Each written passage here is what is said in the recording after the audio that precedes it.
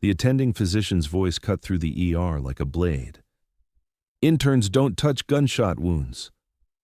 She froze, hands hovering, blood pooling faster than protocols allowed. The dying man on the gurney shouldn't have been conscious. Shrapnel wounds across his chest, femoral artery compromised, minutes, maybe less, but his eyes locked onto hers. Then he spoke, a single word that made her blood run cold. Phantom. Her call sign, the one she'd left behind in Kandahar 3 years ago. The attending was still shouting, security was moving in, hospital policy was clear, but the SEAL's vitals were crashing, and she was the only person in this sterile, safe hospital who knew exactly how to save him. One choice, one moment. Everything was about to change. The attending physician's voice cut through the ER like a blade. "Interns don't touch gunshot wounds." She froze, hands hovering, blood pooling faster than protocols allowed. The dying man on the gurney shouldn't have been conscious. Shrapnel wounds across his chest, femoral artery compromised, minutes, maybe less, but his eyes locked onto hers. Then he spoke, a single word that made her blood run cold. Phantom. Her call sign, the one she'd left behind in Kandahar 3 years ago. The attending was still shouting, security was moving in, hospital policy was clear, but the SEAL's vitals were crashing, and she was the only person in this sterile, safe hospital who knew exactly how to save him. One choice, one moment. Everything was about to change. She had been invisible for 3 years, deliberately, carefully, completely. First-year surgical intern, bottom of the hierarchy, exactly where she wanted to be. Her hands moved with precision she constantly suppressed, muscle memory fighting against every forced hesitation. Her eyes scanned the ER the way they'd scanned Helmand Province. Threats, exits, casualties, old habits she couldn't quite kill. Double shifts kept her busy, kept her mind occupied, kept the ghosts at bay. Dr. Westbrook had already dismissed her twice tonight, once for suggesting a different approach to a compound fracture, once for questioning a medication dosage, each time with the same condescending tone, each time reminding her that interns observe, they don't advise. She'd learned to keep her head down, to bite her tongue, to pretend she was just another exhausted resident trying to survive her first year, until the SEAL came through those doors. The monitor screamed, BP dropping, 60/40, falling, heart rate spiking, 140, climbing, oxygen saturation plummeting, 88, 85, 82. She saw it immediately, the wound pattern, i.e. defragmentation, secondary blast injuries, the field tourniquet applied wrong, cutting off circulation but missing the actual bleeder.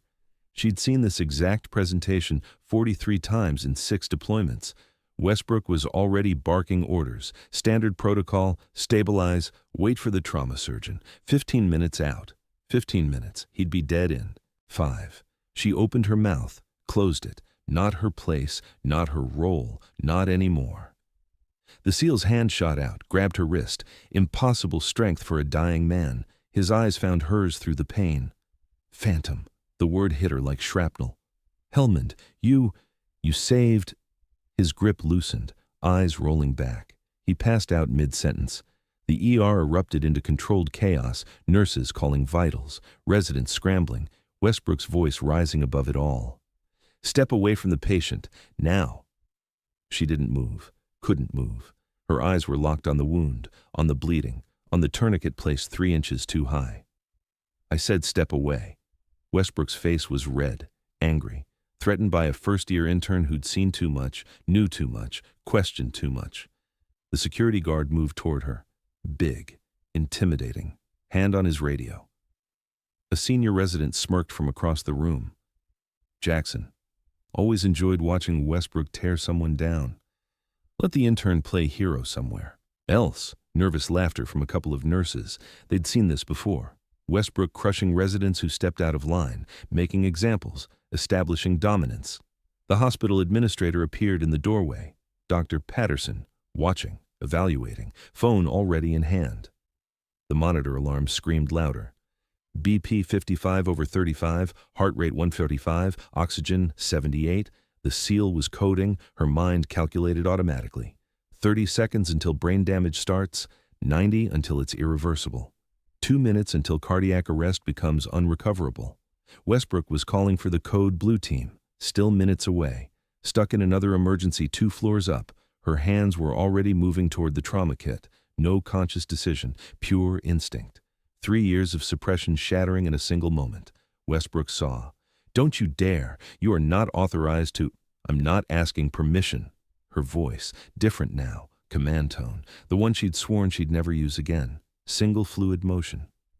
Gloves snapping on, surgical precision, no wasted movement, tourniquet repositioned, 3 inches lower, exactly where it needed to be. Pressure points located, fingers finding the intercostal space by touch alone.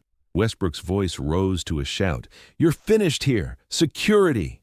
The guard reached for her arm. She didn't even look at him. Her focus absolute, locked on the patient, on the wounds, on the bleeding that nobody else had identified yet. "He's got an arterial bleed from the intercostal vessels." Cold, precise, certain. "Your code blue team won't find it in time." Her hand hovered over the trauma kit, scalpel within reach. "I will." Westbrook froze, phone halfway to his ear, his expression shifting from anger to confusion to something that might have been fear. The room held its breath.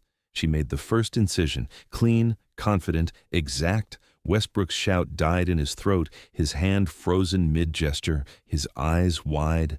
The monitors kept screaming, but the room went silent. Every eye locked on her hands, on movements that shouldn't belong to a first-year intern. Her fingers worked with impossible confidence. No hesitation, no doubt, muscle memory from 100 battlefield surgeries taking over. She found the bleeder in seconds. Jackson's smirk vanished. "What the hell is she doing?" a nurse whispered to another. "She knows exactly what she's doing." Patterson stepped further into the room, phone recording now, documenting everything. Westbrook tried to speak, failed, tried again. "How did you—" She didn't answer, didn't have time. The SEAL was still dying, still needed her, still needed Captain Phantom, not some terrified intern hiding from her past. Her hands moved faster, pressure applied, bleeding slowing, vitals starting to stabilize. Everything had changed. The monitors beeped, steadier now, BP climbing, 62/38, 65/40, 70/42, heart rate dropping, 150, 145, 138, oxygen rising, 81, 84, 87. She worked in silence, the room, watching. Westbrook still frozen. Security guard backed away, sensing something beyond his understanding. Her hands, steady, precise, terrifyingly competent. 3 years of hiding, gone in 60 seconds. 3 years of pretending, shattered. 3 years of running from who she was, over. Captain Phantom was back, and everyone was about to find out exactly what that meant. Her voice cut through the chaos like a knife through silk. Command tone, no hesitation, no doubt. "I need a chest tube kit, hemostatic gauze, and O-negative blood. Now." The nurses froze, eyes darting to Westbrook, waiting for permission, following hierarchy, following protocol. She didn't wait, one hand maintaining pressure on the wound, the other reaching for the supply cart, pulling drawers open with practiced efficiency, grabbing what she needed while her other hand never left the SEAL's chest. Westbrook found his voice, angry, threatened, desperate to regain control. "I'm calling the board. Your career's over." She didn't even look at him. "Call them. After he's stable." Her hands moved, chest tube kit opened, hemostatic gauze ready, every motion precise, economical, zero wasted energy. The bleeder revealed itself in 45 seconds. 45 seconds. A procedure that should take 5 minutes, maybe 7 in an emergency. She'd found it in less than a minute. Westbrook's mouth opened, closed, no words, but she was already moving past it, already seeing what everyone else had missed. Secondary wound, lower left quadrant, hidden beneath the primary trauma, bleeding internally, slow but steady. The kind that kills you hours later when everyone thinks you're safe. Her fingers probed, gentle but certain. Russian ordnance fragmentation grenade. She announced it like she was reading a chart, clinical, factual, absolute. "He's got metal in his liver and possibly his right ventricle." Westbrook stepped closer, staring. "How could you possibly?" She didn't answer. Her hands kept moving. Sutures placed with impossible speed. Field dressings adapted to surgical precision. Techniques that shouldn't exist in a civilian hospital. Methods learned in forward operating bases where you had minutes and limited supplies and men screaming and mortars falling. The monitors sang a different song now, BP rising, 70/45. The nurse called it out, voice shaking slightly, 80/50. Another number, another victory. 85/55. Heart rate dropping, stabilizing. Each number announced like a miracle, like something impossible becoming real. Oxygen saturation climbing, 87, 90, 92, 94. The room watched in stunned silence. Patterson still in the doorway, phone raised, recording everything, a junior resident in the corner, phone out too, against policy, against rules, but documenting what none of them could quite believe. Jackson wasn't smirking anymore. He was staring, mouth slightly open, pride and confidence evaporating. Her sutures continued, faster than Westbrook had ever seen. Faster than should be possible without sacrificing precision, but every stitch was perfect, every knot exact. Zero wasted movement. A nurse leaned toward another, whispered, loud enough to carry. "She's been in combat, has to be." The other nurse nodded slowly, eyes never leaving the procedure. Westbrook stood frozen, his phone forgotten in his hand, watching her work, watching techniques he'd never seen, speed he couldn't match, confidence he'd spent 20 years building that she wore like a second skin. Patterson spoke into his phone, quiet but urgent. "We have a situation in ER 3. The SEAL's body suddenly tensed, partial consciousness returning, muscle memory kicking in, combat reflexes taking over. He thrashed, hard, violent, trained movements designed to break holds and create distance and neutralize threats." A nurse jumped back. "We need restraints." Jackson moved forward. "Standard protocol for—" No, her voice, different again, not command tone, something deeper, something that carried authority from battlefields and firefights and moments where hesitation meant death. Military voice, pure, absolute, undeniable. "Lieutenant, stand down." The SEAL's thrashing slowed, his brain recognizing the tone even through pain and drugs and trauma. "You're secure. Medical evac complete, no hostiles, stand down." He stopped, completely, instantly, his body relaxing against the gurney. Trained response to a voice that meant safety. That meant extraction. That meant survival. Westbrook's eyes went wide. "What did you just—" The SEAL's eyes opened, unfocused at first, then sharpening, finding her face, recognition flooding through pain and confusion. "Phantom," his voice barely a whisper. "You're alive?" The room went electric. Another nurse, older, 20 years in emergency medicine. She understood the dynamic now. "Oh my God, she's military." The words hung in the air, heavy, impossible to take back. Westbrook's expression shifted. Anger, draining away, replaced by confusion, by uncertainty, by the first hints of understanding that he'd badly misjudged something. The security guard took a step back, hands dropping from his radio, sensing he was suddenly very far out of his depth. Patterson spoke into his phone again. "Get me the chief of staff, now." She finished the last suture. BP holding, 90/60, steady, strong, heart rate settling, 98, perfect for his condition, oxygen saturation, 94%, climbing slowly. She stepped back, stripped off her gloves in a single smooth motion, tossed them in the biohazard bin. "He's stable for transport to OR, shrapnel removal required."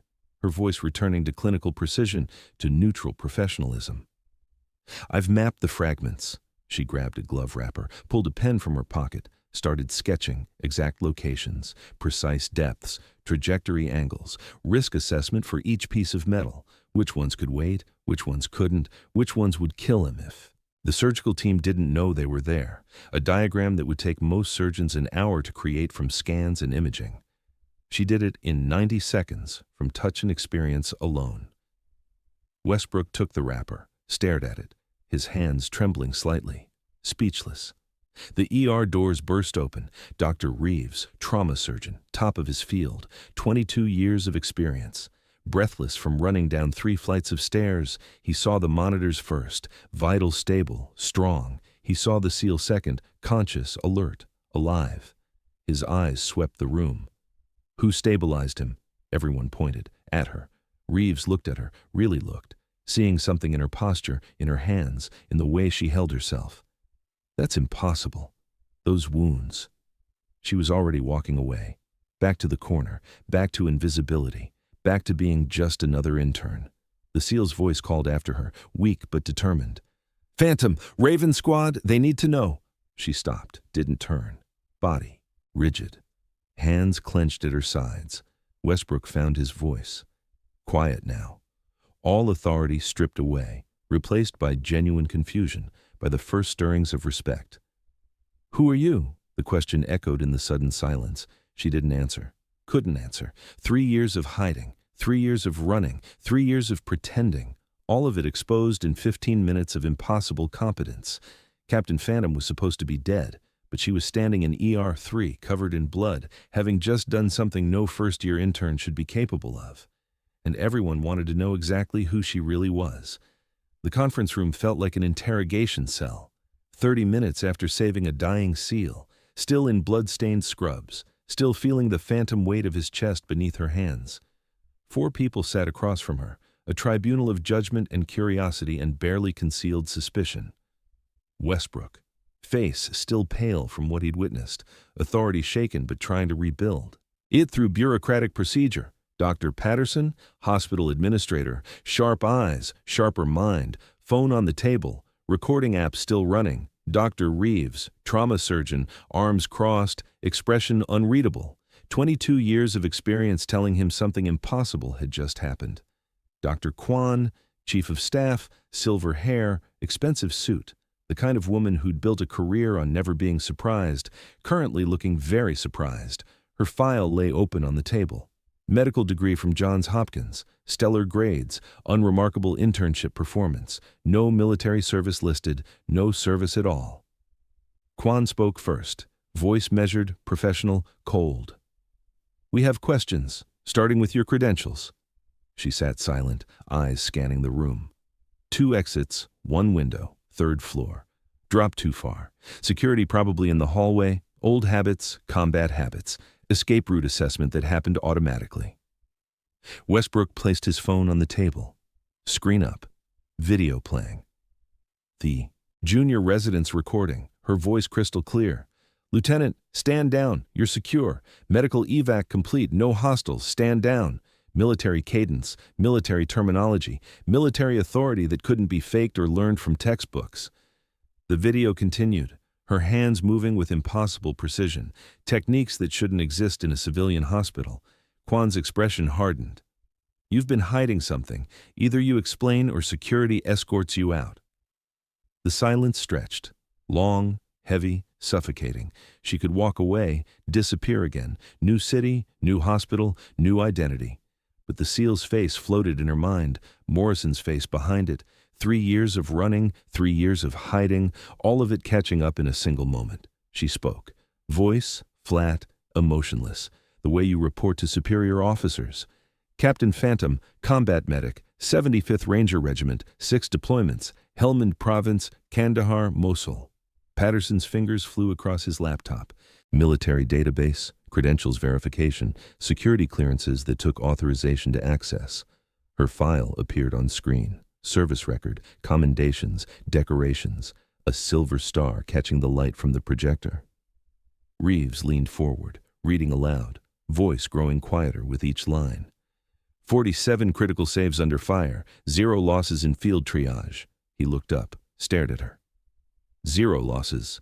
Westbrook's voice cut through, still defensive, still struggling to process. "Then why are you here as a first-year intern? Why hide this?" Her jaw tightened, muscles clenching, teeth grinding. "Because of number 48. The room went still. She continued, words dragged from somewhere deep, somewhere she'd locked away 3 years ago and sworn never to open. 3 years ago, final deployment, medical evacuation convoy outside Kandahar. Her voice distant now, seeing it again, living it again. Ambush, IED followed by small arms fire. 8 wounded Rangers, including my squad leader. Patterson stopped typing. Reeves stopped breathing. Even Kwan's professional mask cracked slightly. I could only save 7. The words hung in the air like smoke, like gunpowder, like blood. Lieutenant Morrison, father of 3, squad leader for 6 years, bleeding out from femoral artery damage while I chose others. Her voice broke, just slightly, just enough. I triaged him last. He was conscious. He understood. He knew why I made that call. She looked at her hands, steady now, steady in the conference room. They'd been shaking that day, that one day, that only day.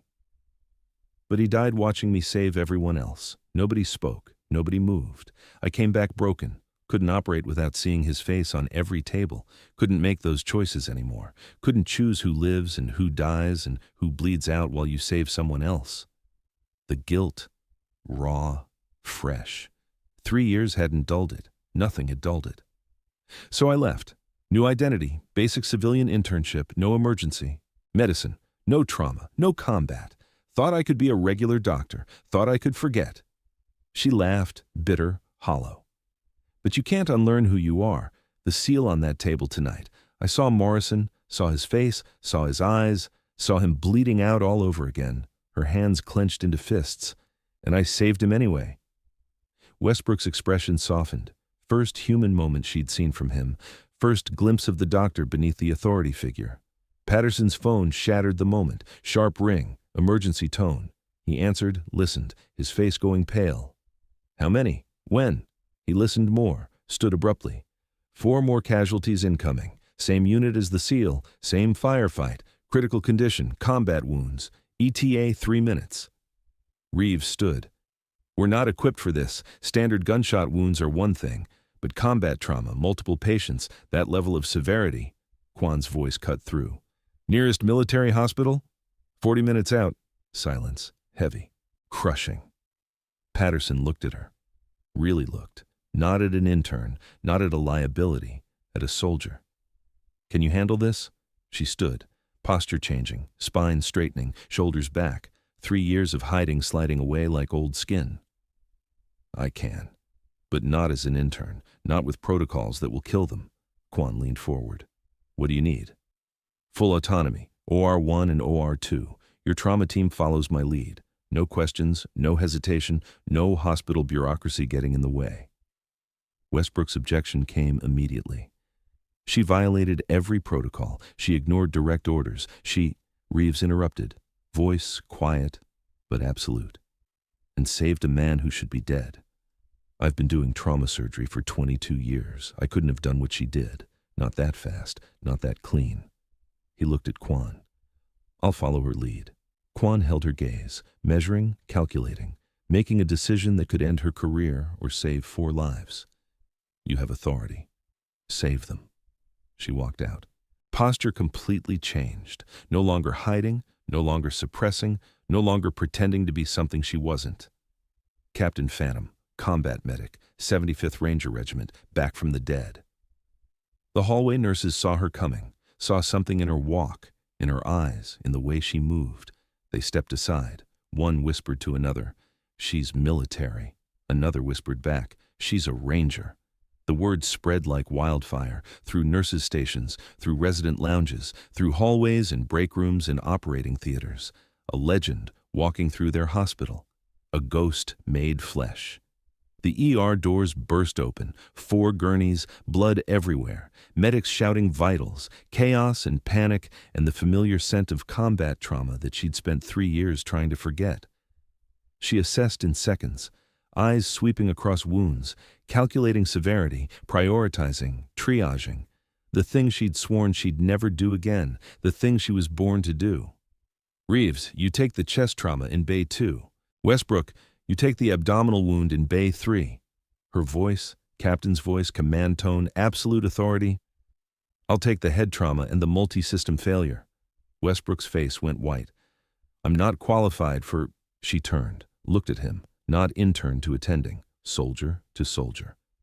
You are now. I'll talk you through it. Move. He moved. Everyone moved. The ER transformed. No longer a civilian hospital, a forward operating base, a combat surgical unit, a place where minutes mattered and protocols killed and only skill kept people alive. Or prep exploded into motion, nurses running, equipment moving, teams assembling with practiced efficiency. Patterson stood in the observation gallery, phone recording again, watching the transformation below. Kwan appeared beside him. Who is she? Patterson didn't look away from the glass, from the woman scrubbing in, from the team forming around her like she was the center of gravity itself. Someone we almost lost to our own bureaucracy. She stood at the scrub sink, team surrounding her, Reeves on one side, Westbrook on the other, nurses prepping, anesthesiologists ready. For the first time in 3 years, she was exactly where she belonged, but Morrison's ghost watched from the shadows, waiting to see if she'd learned anything, waiting to see if she could save them all this time, waiting to see if number 48 had taught her anything about being human. The OR doors opened. She walked through. Captain Phantom, back in the field, back in the fight, back home. 3 hours in the OR, 4 critical patients, 3 operating rooms running simultaneously, organized chaos that would have broken most surgical teams. She moved between them like a conductor, commanding, teaching, saving, or one. Westbrook's hands deep in an abdominal cavity, sweat on his forehead, uncertainty in his movements, her voice through the intercom, calm, precise, guiding. Clamp the superior mesenteric, yes, exactly there. Now follow the Shou. Vessel down. You'll find the tear in the next 2 centimeters. His hands obeyed, found it, eyes widening. I see it. Good. Pack it, control the bleeding, then we repair. Or 2. Reeves working on a pericardial shrapnel wound. Delicate, dangerous, one wrong move and the patient codes. His voice crackled over the intercom. I need her eyes on this liver lac. It's deeper than the scans showed. She was there in 30 seconds, scrubbing out of OR3, through the door, assessing, hands hovering over the wound, not touching, not needing to, eyes seeing what the scans couldn't. It's a stellate tear, 3 branches, you're seeing the primary. The other 2 are posterior. Retract here, pack there, suture in this sequence. She sketched the pattern in the air, her fingers moving like she was already doing it. Reeves nodded, understanding. Got it. Back to OR3. Her patient, catastrophic abdominal wounds, massive transfusion protocol already running, blood everywhere. She worked and focused. Silence, hands moving, finding, repairing, saving. Time lost meaning. Patient 1, Westbrook's, inferior vena cava repair completed, vital stabilizing, bleeding controlled, 11:47 p.m. Patient 2, Reeves, shrapnel removed from pericardium, heart function preserved, chest closed, 1:23 a.m. Patient 3, hers, abdominal wounds managed, liver repaired, intestinal resection completed, massive transfusion successful, 1:58 a.m. Patient 4, also hers, the impossible one. Spinal shrapnel, 3 fragments, 2 lodged against the spinal cord, 1 partially embedded in vertebral bone, 1 wrong move, paralysis, permanent, irreversible. She took 7 hours, microscopic precision, millimeter by millimeter, fragment by fragment. The OR gallery filled with observers. Word had spread. Residents, attendings, even surgeons from other departments, watching the impossible. Her hands never wavered, never hesitated, never doubted. The first fragment removed, 2:12 a.m. The second extracted, 3:34 a.m. The third, the worst one, partially embedded, requiring bone work and nerve mapping and a level of surgical skill that most surgeons would never attempt. She attempted it. She completed it. Final suture placed at 2:47 a.m. 20 minutes later, the patient moved his toes. The gallery erupted in whispers, in awe, in disbelief. All 4 alive, all 4 stable, 0 losses. The surgical team stripped off their masks, exhausted, covered in sweat and blood and the residue of impossible hours. Westbrook's voice came first, quiet, stunned. I've never seen anything like that. Reeves pulled off his gloves, stared at his own hands like they belonged to someone else. Neither have I, and I've been doing this for 20 years. The nurses cleaned up in silence, the kind of silence that follows miracles, that follows moments when the impossible becomes real. She walked out, still steady, still focused, adrenaline finally fading. The recovery room glowed with dawn light, 5 beds, 5 patients. The first SEAL from hours ago, now conscious and stable. The 4 new ones, intubated but alive.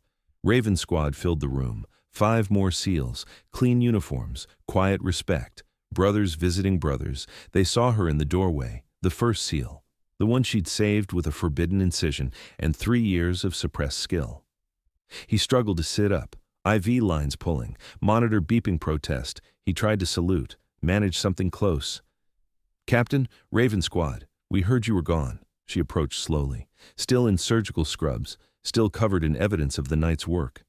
"I was, for a while." The SEAL's eyes held hers, clear now, focused.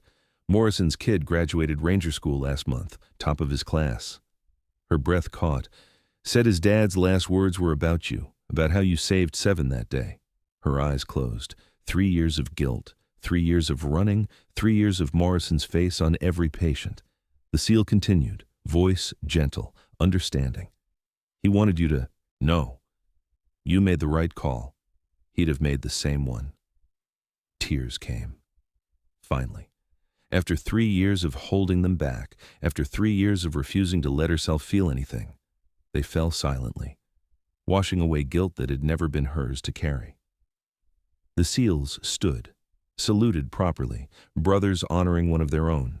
Then they filed out, giving her space, giving her peace. Westbrook appeared in the doorway, waited, watching, seeing the moment for what it was. The SEALs passed him, nodded respect. He nodded back. When they were gone, he entered, approached carefully. "I owe you an apology. We all do."